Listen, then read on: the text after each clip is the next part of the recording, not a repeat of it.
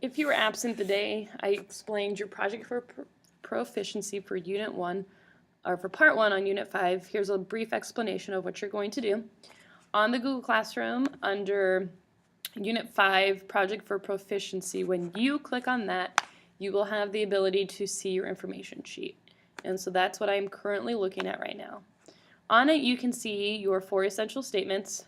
The one change that you want to make sure that you have is that the causes of imperialism on your sheet needs to be changed to the causes of alliances.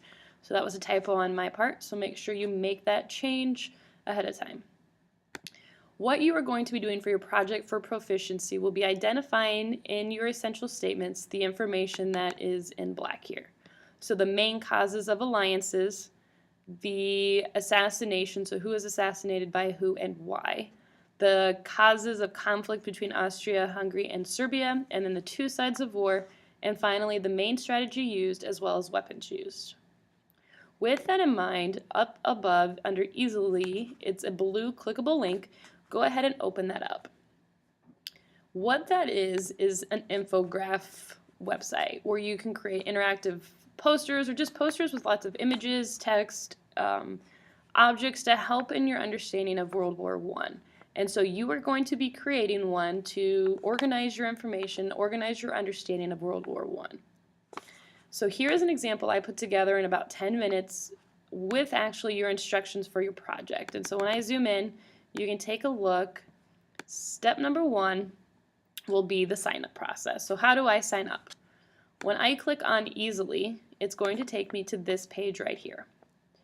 Under log in, okay, not sign up for free, under log in, when you click that, you can click the Google Plus. Okay, so that's the same image that you see right there. It's a little blurry because I've zoomed in, but I'll click Google Plus, and that'll take me to this. Okay, now I've already had 2 started, including the one that I've shown you already, but below what you have are templates that were already created by individuals. Now, if you search up here, World War I, you will not find what you necessarily want. Like, you can't find somebody else's project, turn it in, and think it's going to work. You might find a theme that maybe makes sense for what you want to do. So maybe I want to use this one right here. It says you want to be an actor, but I kind of like the timeline look that it gives, and so maybe I'm going to direct this more towards World War I. So I can change any text, any object that's in there. So I'm going to title this World War I. And so when I click off, there's World War I. Now this has a shadow effect, so that's why you also see this. I'm just going to delete it.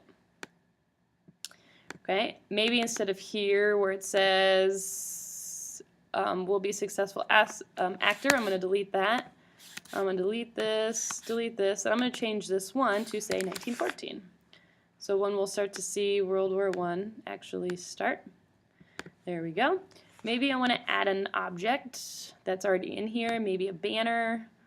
Oh, this looks kind of cool. I'm going to throw it right here. Maybe there's an image that I have saved on my computer. That means I've looked on Google. I've saved an image maybe of the Archduke.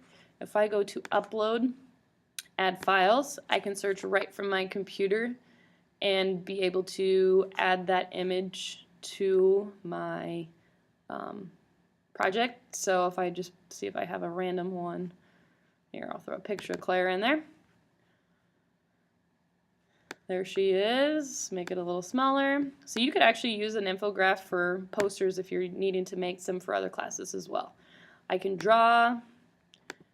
Maybe I want to have a cool little squiggly from here to here. I can add additional text. Maybe I'm going to add a body.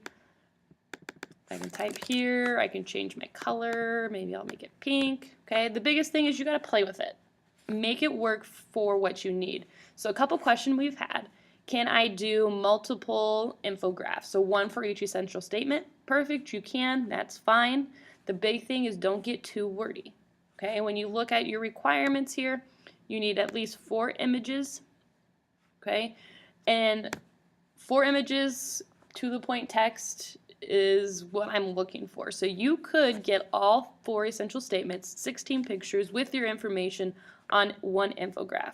Because you also have the ability, when I go back down below, to make my poster bigger than what it originally was. So you have a lot of freedom within this to make it what you need to. The only thing, it's not a Google Doc. Okay, it doesn't save automatically, so please make sure that you go up to save periodically to save it. Okay, it's always good practice to maybe restart your computer before you actually work on it, just in case you have any problems and it would crash on you accidentally. So here it's saved. I could go back to home. If you go home and you haven't saved it, it will give you that option, hey, don't forget to save. Okay, so that is your project for proficiency. That is what is due at the end of the class period on Friday. So please make sure you get it. Also on your infograph, it's going to show you how you need to send it to me. So just a quick little show of that. When you are done, make sure you've saved it, shareable link, and copy and paste this link in an email to me. Okay, so that is your project. If you have any questions, please make sure you let me know. If you are period 7 or 9, you will not have me in class today or tomorrow, so just please make sure that you shoot me an email or talk to a classmate who got started with it yesterday.